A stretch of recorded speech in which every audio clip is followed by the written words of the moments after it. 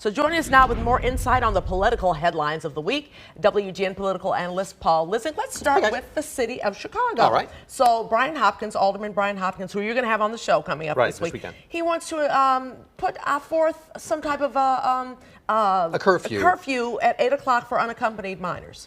He does, and he's got some support from Alderman Brendan Riley, who also handles the Gold Coast area and stuff. And essentially, you know, the issue is, look, there's crime and events happening in that area, in the central business district, exactly, that we just haven't seen before. So, I mean, I do want to ask him about how you enforce this. If you see somebody who's 16 and they're walking, we're arresting the kid. What are you doing? Right. So and the mayor seems to be behind it too. The mayor, of course, as you know, is beyond this broader program. We need jobs and we need, you know, all these other activities. And the question I'll have for the alderman is, that's all fine and good, but we're looking for stuff that's happening on the street today and tomorrow and what's going on. And so, you know, when you create all these job programs and after school whatevers, and whatever, it's nice, but that doesn't fix the problem today.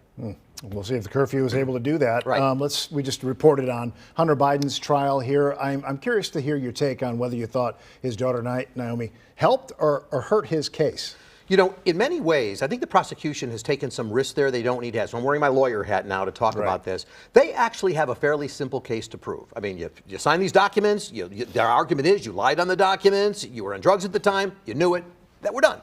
They didn't do that. They really focused in on his drug addiction and made a pretty big deal about it. But what we know, that among these jurors, which are split between men and women, and a good number of African Americans on the jury, several of them have people in their families with drug addictions. And there's been moments where they've been crying with certain things happening. So I wonder whether or not the prosecution pushed too much. Today, when you have, it's the defense now who put up his daughter, and, you know, they did catch her on cross-examination. They got her because she was sort of saying, I didn't know what my dad was doing. And then how about these 2 in the morning texts he was sending you? So she did have some trouble on cross-examination. The real question here is whether this jury is going to do what's called jury nullification, meaning you might have done it, but we, the jury, we have people in our own lives who have lived through this, and you know what? We just can't watch you go to jail over this and find you guilty. We'll see what happens, but the prosecution may have pushed too hard.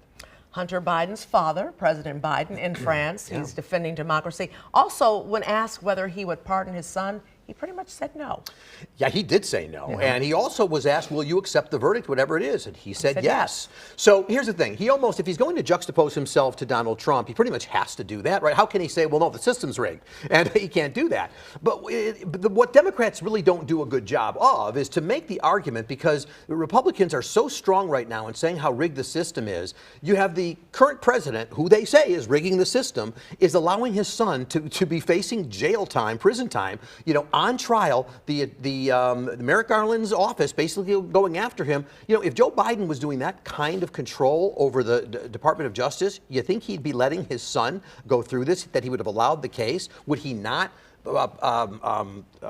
pardon his son? What might President Trump do in the scenario? Again, I think Biden is doing what a president should do. It makes the point that DOJ is separate from the world of the White House administration.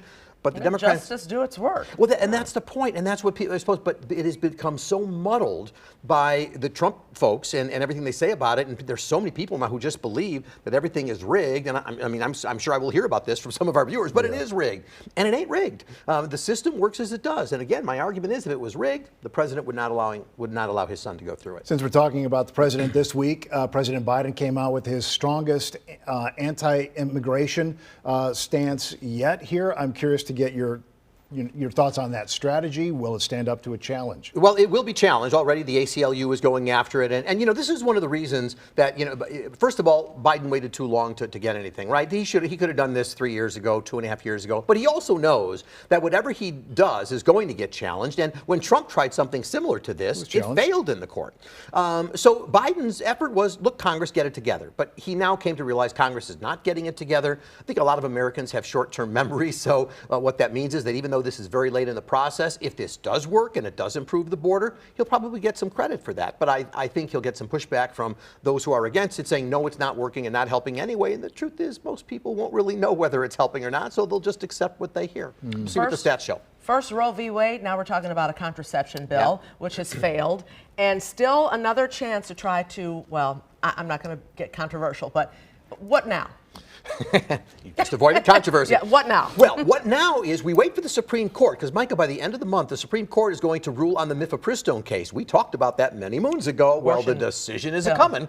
Yeah. And so I personally think that the Supreme Court, in its current political being, and I never thought I would say that about the court, but I do believe it's become a political animal. I believe they will save mifepristone, but they will do it by saying the wrong people brought the case. It's called standing.